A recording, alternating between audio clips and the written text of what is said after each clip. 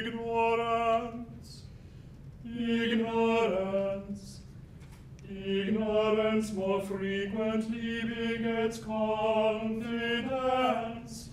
than does knowledge. Kyrie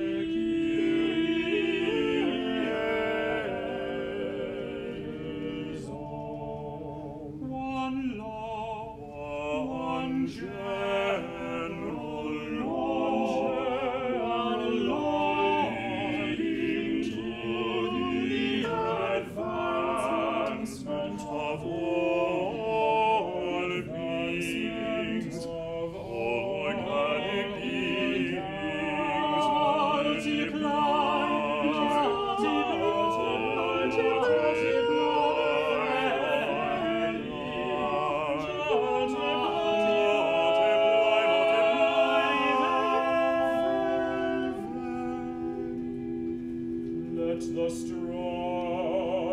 Kyrie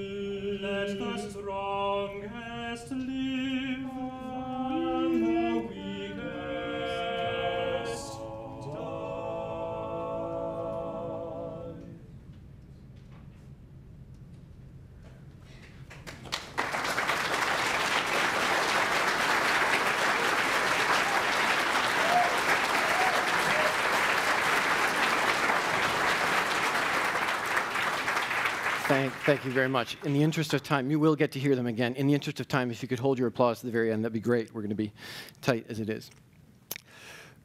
So, yes, you just heard the first movement from the Missa Charles Darwin, a work that I've been composing over the last year and a half. And I'm very glad to say that we are coming in on our premiere, and I'm very excited for that. This is New York Polyphony, who have been working with me, and I'm very grateful for that as well. The word Missa might not be familiar to some of you. It's simply the Latin word for Mass, as in the Roman Catholic liturgy, the Mass of the celebration. Charles Darwin, probably familiar to you folks, naturalist and father of natural selection. His name is part of this because much of the text in the Mass comes from Darwin. Now, the Mass has an established form and an established structure. It is a very public way of celebrating a belief. By casting the words of Darwin into that structure and into that form, it's a way of drawing parallels, of drawing contrasts out. It's also a way of celebrating Charles Darwin and celebrating his spirit, celebrating his legacy in a very public way. The idea of substituting one set of texts into the Mass is not a new one, although generally the substituted texts are also sacred. In this case, they're drawn from On the Origin of Species, some of the letters of Darwin, and also Descent of Man. The texts for this Mass came out of an email I got from Craig Phillips, the bass for New York Polyphony. I teach at Smith College. New York Polyphony was coming up to do... New York Polyphony came up last February to do a concert.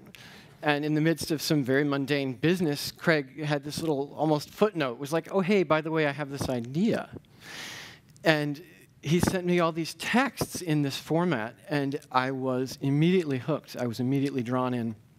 And over the course of about 10 days, we collaborated back and forth and came up with what became basically the libretto for this piece.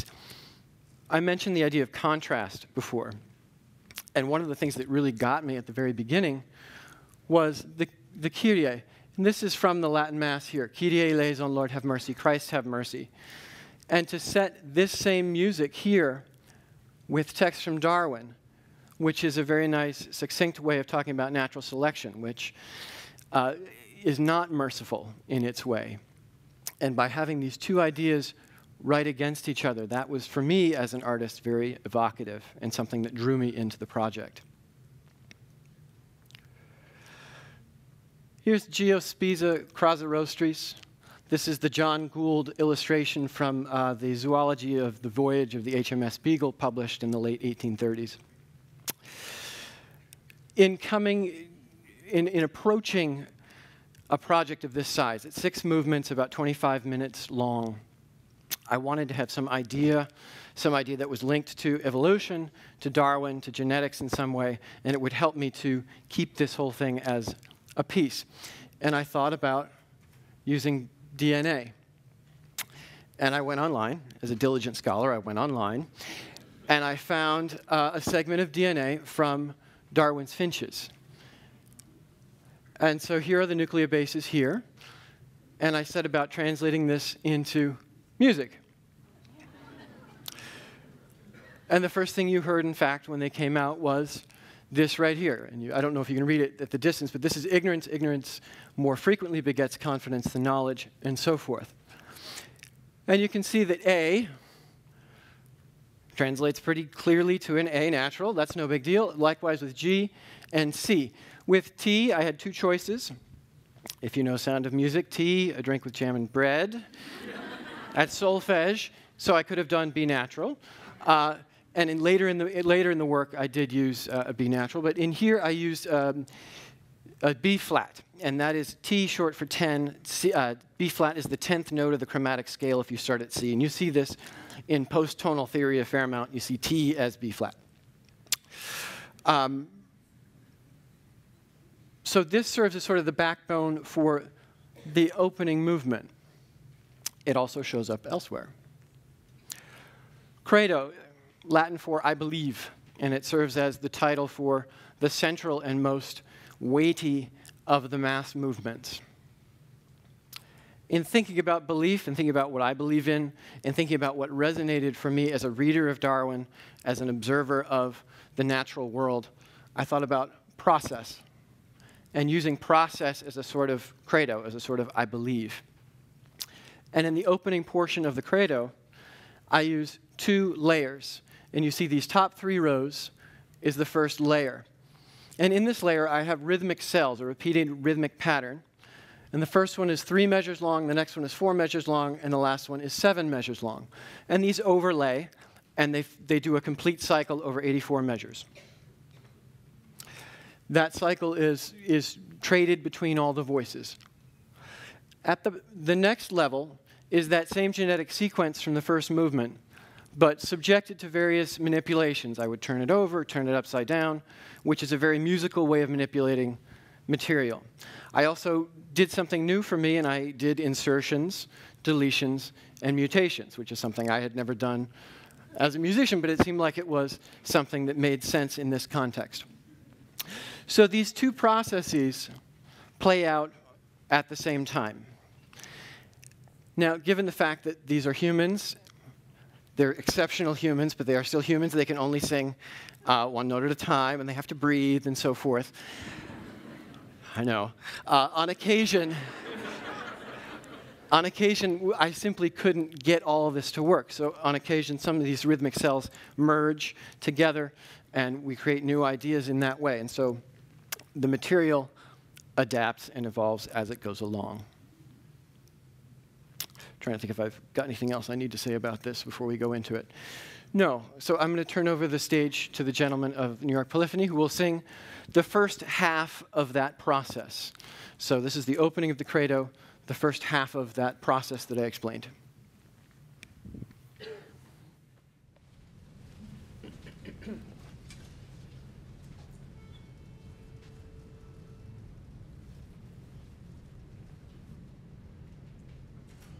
All that we can do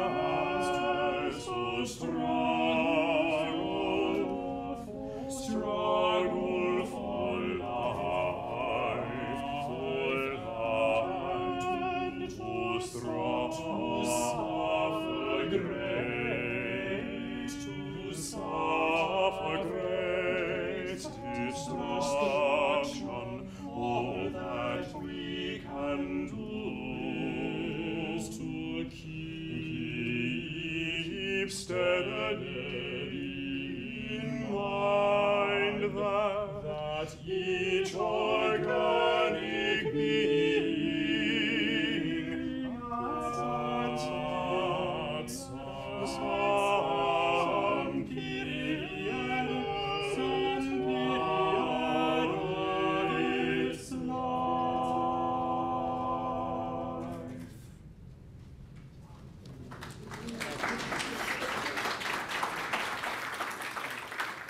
Thank you. Yeah, in my day job, I teach, and I have a CD player, and when I want to play musical examples, I go like this. This is better. Thank you. Thank you so much. Talking about process, one of the things that I brought today is some scans of my working process, my compositional process. I took some of my sketches, scanned them in, put some commentary on it, and it's posted over the Innovation Lounge. And if you'd like to see what it looks like when composers work, I'd be happy to show you and talk with you about it. Speaking more about process, the last excerpt you'll hear comes from the Sanctus.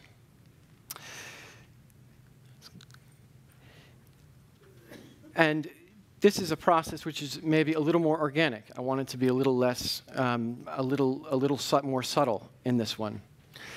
And so I created a canon, and the climax of the movement is a canon where we have a melody that we hear. We hear it actually at the beginning of the movement. We don't know it's terribly important yet, but we hear it at the beginning of the movement. And in the climax, we have that original presented with itself up a third, a bar later. It is also presented in inversion, so we flip it over, 5 bars later in the bass, and that inversion, a third higher, shows up then in the alto a bar later. And so you get this structure, a fairly complex structure, where every part is entirely interdependent, and yet it's somewhat subtle. And I wanted to come at this as a way of taking something and working towards a complex infrastructure of sort. And the subtlety, I think, is in a way an evocation of how much interdependence there is in the natural world and how often we don't see it. It grows around us, it grows through us, and yet we don't really see it. So I present, to conclude this presentation, we'll hear the entire Sanctus.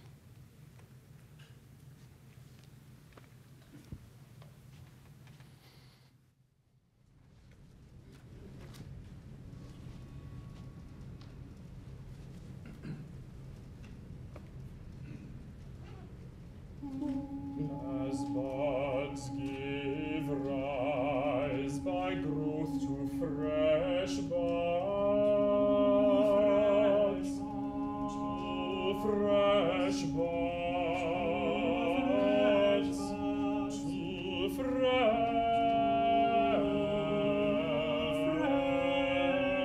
buds. And these figureless branch out, branch out, branch out, a feeble branch.